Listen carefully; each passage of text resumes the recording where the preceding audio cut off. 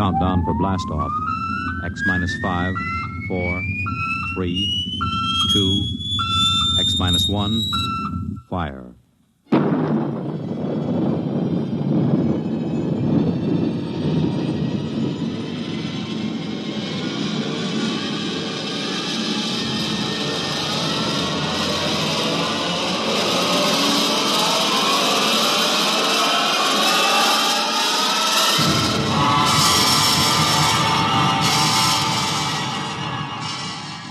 From the far horizons of the unknown come transcribed tales of new dimensions in time and space.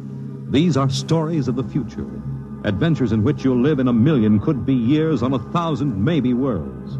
The National Broadcasting Company, in cooperation with Street and Smith, publishers of astounding science fiction, presents X minus 1.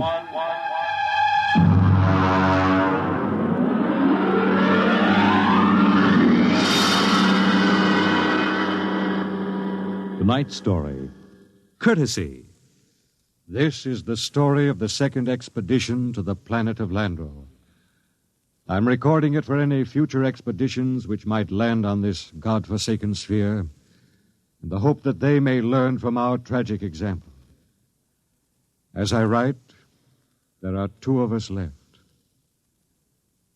2 out of an original complement of 180 men.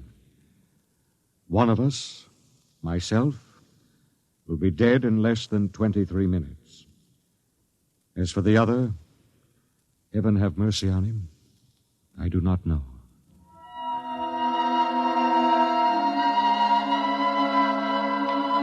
On June 3rd, 1997, less than 2 months ago, the last of our supply ships blasted off from Lando for their return to Earth.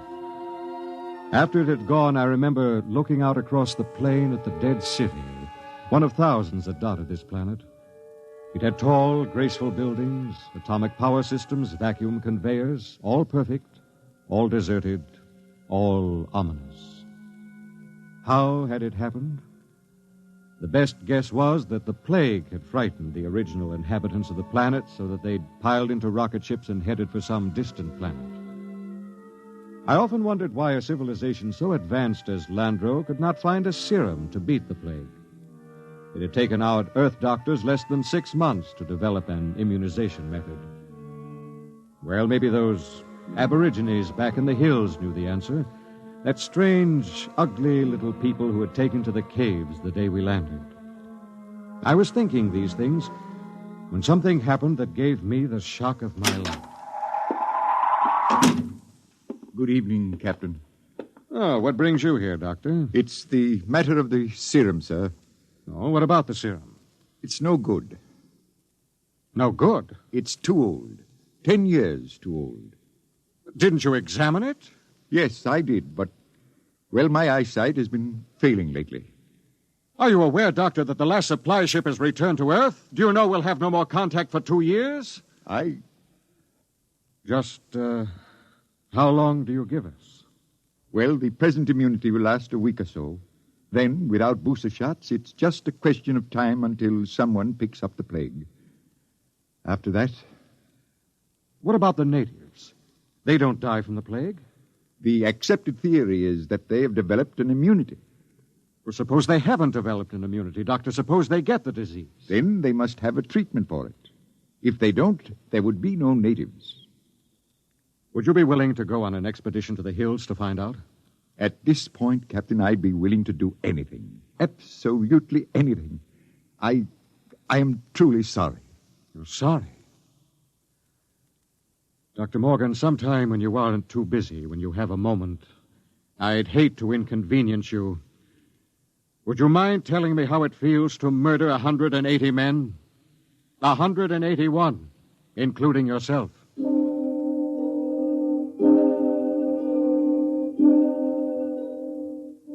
I did a lot of thinking after Dr. Morgan left my hut. It was still unreal for me. After all, the planning of an expedition was no simple thing. You put into it the result of years of training and experience, years of study at the academy, years of learning how to handle men and natives. Every man on my crew was hand-picked for his skill. And yet, A simple thing like a myopic surgeon misreading a label could blast the whole thing. Yes, it was a shame. And I did the only thing I could think of. I yelled for Bat Ears Brady. Brady! Get your carcass in here. Take the lead out. Okay. Well, what's up? Sit down, Bat Ears. You got trouble, Kev? We got trouble. What? The serum's no good. What? Morgan forgot to check it. It's 10 years too old. Holy jumping snails. You're going to court-martial That wouldn't do much good. We'll all be dead pretty soon unless somebody figures something out. Well, what are you going to do, Kev? Well, there's only one chance. One chance in 10 million. What? The natives. Them cave rats. What good can they do us? Now, they don't get the plague, so maybe they know a cure. Okay. Let's get a few of them and beat it out of them. That's why you're here. Shoot. How'd you like to come along on a little expedition up to the cave country? You, me, the doctor, and Faulkner. Faulkner? Now, listen, Cap, he's worse than the doctor. Yes, but he knows more about the native culture than anybody here. He's the only one who's completely familiar with the records of the first expedition. Okay, so it's me, you, the doc, and Faulkner. When do we start? Tonight, in half an hour. We should reach the cave country by tomorrow. With luck, we'll be able to find natives before night.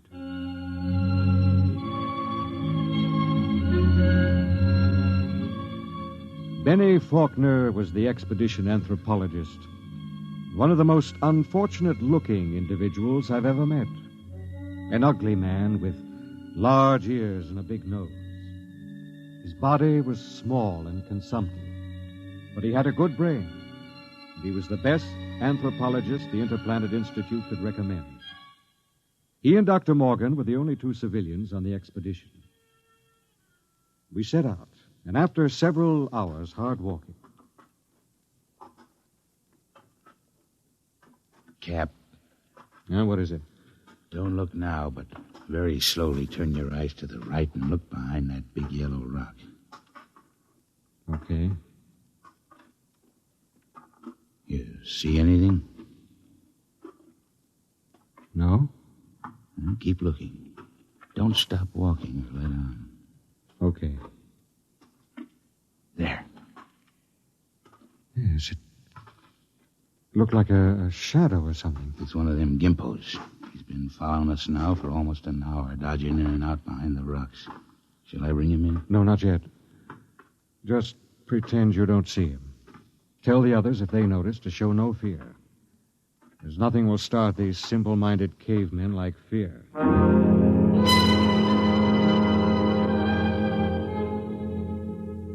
The manual said, under no circumstances shall a member of the patrol display fear before a native. The dignity of the Earthman must be preserved at all costs. Just before dawn, we reached the cave country. We were tired and hungry, and we stopped to cook some food and rest. Everything was quiet. There was no sign of the gimpo which had been trailing us until...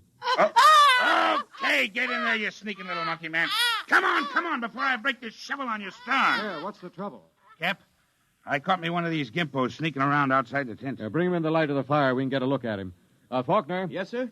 Keep an eye on him. Try to establish some communication. All right, get in there. Look out. No need to knock him down, Bat Ears. Oh, that's the only language they understand. See if you can reach him, Faulkner. Okay, Captain. I'll need a drum of some sort. A what? Well, they have no language as we know it, and they have a very rudimentary sense of hearing. I find they communicate with one another through a very primitive kind of vibration of the tongue. The closest I can come is a series of drum beats, a sort of Morse code. The psychologist on the first expedition had it worked out before he was killed by the plague. I've studied his notes, and I think it'll work. You mean these little critters can talk to one another? I believe they can. At any rate, we'll have a chance to find out. Do we have something I can use for a drum? Here, take my water bottle. Thank you, Doctor. Now, I'll tap it 3 times. That's a greeting of some sort. Just a moment. Yes, sir? I don't want you treating this fellow like an equal. Don't give him the idea that we're desperate. Once they sense that, you're lost. I have to communicate with him, sir. Now, just bear in mind what I said. Dignity. Yes, sir. I'll do my best, sir. It was a strange sight. On one side of the water bottle crouched little Benny Faulkner, looking for all the world like a human spider. Across from him crouched the Landrian, a humpbacked, gray little creature with an enormous head and those huge, soft lavender eyes. Every few moments, one would stop the strange tattoo of communication, and the other would take it up. I'm setting forth in this narrative the most vital part of their conversation, as Benny Faulkner later transcribed it from the best of his memory. Benny asked, "Why were your cities abandoned? Was it the plague?" The native said yes. Benny said, "Do you still fear the plague?" The native answered yes. "Do any of your people become afflicted?" The answer was some. "How do you treat them?" Silence. "How can we find a cure for the plague?" More silence. Then the native said, "Go among my people." Benny asked, "Will we find the answer among your people?" And the native replied, "My people have the answer." Benny said, "Will you tell me the answer?" The native repeated, "Go among my people." As far as the Landrian was concerned, the conversation was ended. He rose to go, and Faulkner stepped from his path, but Brady was there to ensure the bet. Hold on there, bucko. You ain't going no place. Don't maltreat him, Brady. What did he say, Benny? He says his people have the answer. What do you think? Well, there may be some truth in it. He says some of his people still get the plague. That must mean it isn't a question of immunity. They must have a cure. Well, he wasn't clear on that. Then they must have a vaccine to keep it from spreading. Does he know? His answer is for us to go among his people.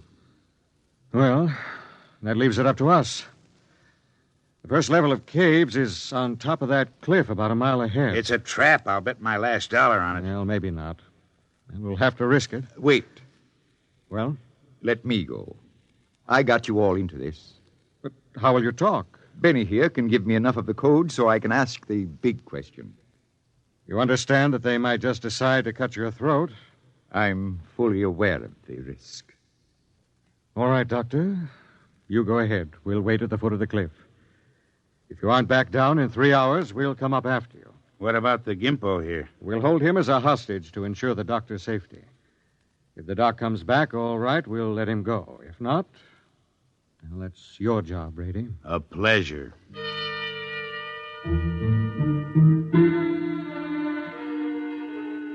It took Dr. Morgan about an hour to pick his way up the side of the cliff to the first of the openings where the Landrians lived. He waved to us before he entered the mouth of the cave, and we waved back. Then we settled down to wait. It was a long, long wait.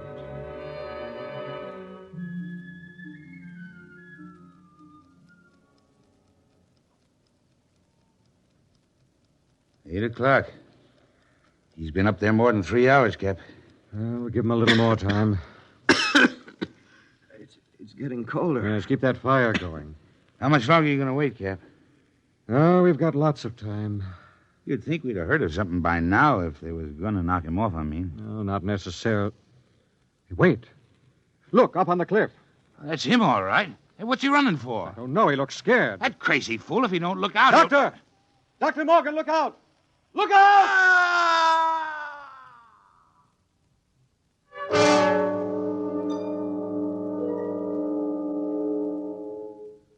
We found the doctor at the foot of the cliff, crumpled and broken. There were no marks on his body, nothing except a twisted, mocking grin on his face. Oh, yes, and one other thing. Scrawled across the pad he had taken with him on which to make notes concerning the answer was a single word. The word was courtesy. We threw the paper away. The expedition was a failure, though Bat Ears claimed he'd get it out of the Gimpo if I'd let him. I nodded in agreement. Bat Ears took the little native off behind an outcropping of rock. He was back in 15 minutes, dripping with sweat. Well? Let's go, Cap. Nothing, huh? But nothing. Is he, They ain't made very good, these little gray people. They come apart too easy, so... Let's go, huh, Cap? All right. Benny... Benny, what is it? I feel kind of sick. All of a sudden, in the back of my head, a dull kind of pain. Let me see your tongue. Come on, give him a hand, Bat Ears. We've got to get him back to camp. What is it? I'm not sure, but that blackness on the tongue and the headache, it could be the plague.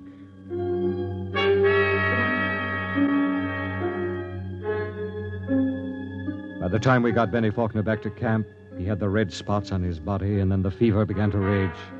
It was the plague, no mistake about it. Before morning, Collins, the supply sergeant, had it. Then it was Peabody. After that, the men went down like 10 pins. Then one morning, Bat Ears Brady dragged himself into my tent and sat down. The lines in his face told me the end was coming pretty fast. Sit down, Brady. Well, what's the count? 6 left. We buried the chaplain today. Got anything to drink? Sorry, I'm all out. How about a cigarette, then? You got a cigarette? Yeah, sure. Here. How's Faulkner? I don't get it. He's still alive. Still alive? Yep. In fact, he's getting better. He's sitting up. Holy mackerel. Oh, this is a good cigarette. It's like any other. No. This one's different, Cap. This is my last. What do you mean, Brady? Take a look at my tongue. See? Little black spots.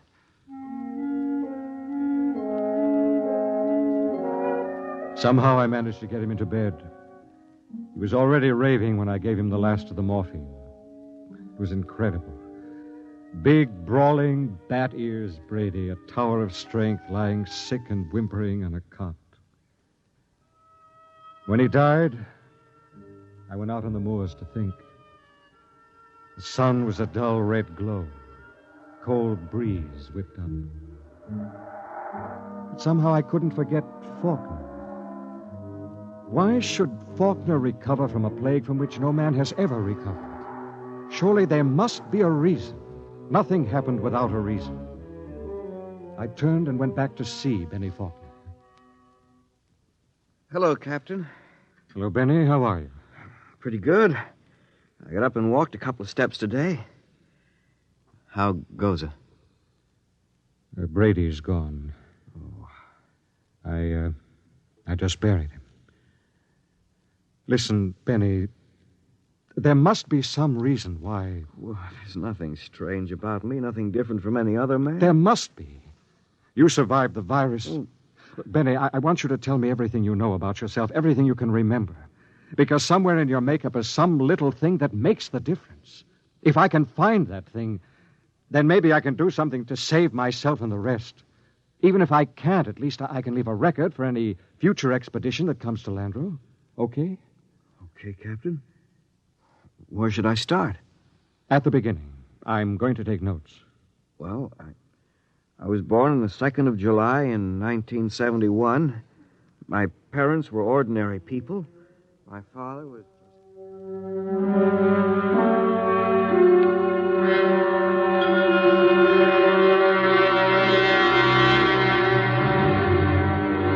Look, Captain, I've told you everything I can remember. 3 days now you've gone over me, pawed me, questioned me. What else can I tell you? Benny, let's go over that last part once again. Where should I start? Take it from where the native started to walk away. You stepped out of his path, and Brady grabbed him. Okay, so I stepped out of his path. Why? What do you mean, why? Why did you step out of his path? Why not? Courtesy, I guess. What's the matter? Courtesy. That's the word that Dr. Morgan had scrawled in his notebook. Well, I don't see that... I don't either. Tell me, Benny, why should you want to be courteous to a native? Why not? What about maintaining your own dignity? Are you talking about dignity or arrogance? I don't know. Benny, Listen, maybe we were all wet in our deductions. Maybe these cities here on Landro weren't deserted centuries ago. Maybe these little people up in the caves are the same people who used to live in those big cities. Why would they leave? Maybe they found out the big cities weren't the answer. Maybe they found out that civilization doesn't necessarily bring happiness. So they just packed up and left, returned to the simple life. No, it doesn't make sense. You're forgetting the plague. What is the plague, Benny? Well, I don't know. Is it a virus? I don't think they ever found out. You know what I think? What? I think the plague is nothing more than what we know as greed and arrogance. Captain, you're going off your rocker. I think maybe we're in line to die. Serum was good. In fact, I don't think the serum had anything to do with it. Oh, I never heard anything as crazy, fantastic in my life. No? Well, I think I'll go back to my tent and finish writing the report. I am beginning to sweat a little. Captain, maybe it isn't the plague. It is. I've seen it too many times to kid myself about it. Maybe hot compresses or something. No, Benny. Listen, Captain, you don't believe that junk about courtesy, do you? I mean, that's a lot of nonsense. You must know that. Holy mackerel, Captain. You do believe it, don't you? Good night, Benny. I think I'd like to be alone for a while. Okay. Good night, Captain. Maybe the supply ship will be early. You can probably stick it out. Sure. Good night, Captain.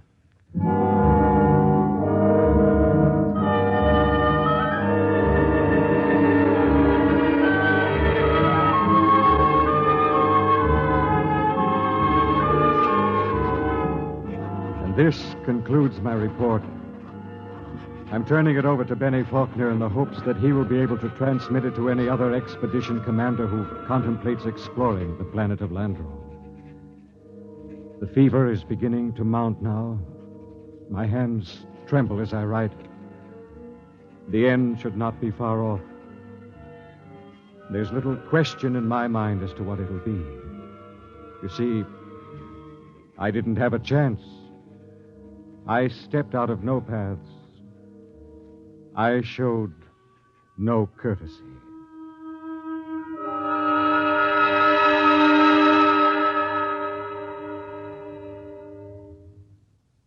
You have just heard X-1, presented by the National Broadcasting Company in cooperation with Street and Smith, publishers of astounding science fiction.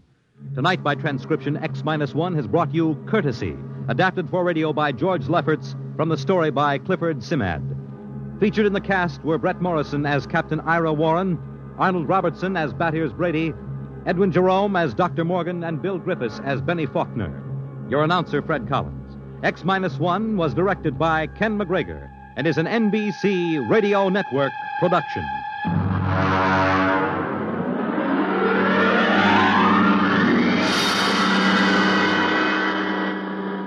And now, next week, the frontier is a strange place, and a frontier is not always easy to recognize.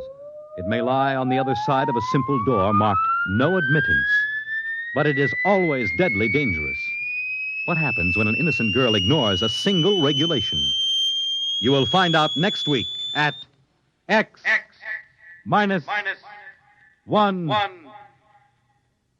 When you buy United States savings bonds, you help to build your own future security. Here's an opportunity to save systematically for long-range personal objectives. And with their increased yield and other improvements, U.S. savings bonds are a better investment than ever before.